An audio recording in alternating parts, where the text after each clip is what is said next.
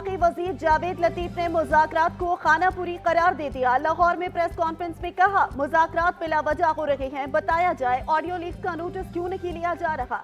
नवाज शरीफ को साजिश के तहत इख्तिदार से हटाया गया। आईन और कानून का इतलाक मार्च अप्रैल में क्यों याद आ रहा है? जब ये रीराइट किया जा रहा था तब किसी को याद क्यों न आई? मजदूरों का आलमी दिन। मुस्लिम लीग नून का लाहौर में वर्कर्स कन्वेंशन आज होगा। मरियम नवाज कारकुनान से खिताब करेंगी। कन्वेंशन में मजदूरों के हकूक के तहफ़्फ़ुज़ और मुस्तक़बिल के इक़दामात पर बात होगी।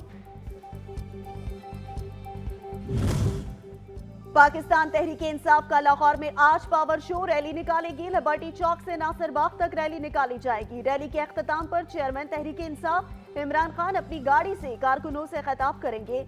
रैली में लाहौर से रहनुमा और कारकुनान को शिरकत के लिए हिदायत जारी।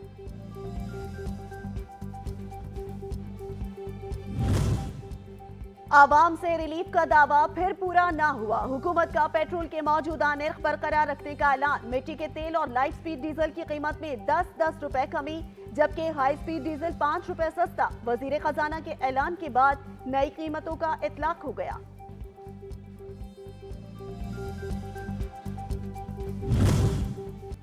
जबर सह लेता हूँ, मजबूर हूँ मैं, मेरा मतलब है मजदूर हूँ मैं। पाकिस्तान समेत दुनिया भर में आलमी यौम मजदूर, शहर शहर रैलियों और प्रोग्राम्स का एहतमाम। जिनका दिन है वो आज भी मजदूरी करने पर मजबूर। इस दिन का मकसद मजदूरों के बुनियादी इंसानी और लेबर हुकूक के तहफ़्फ़ुज़ के हवाले से आगाही पैदा करना है।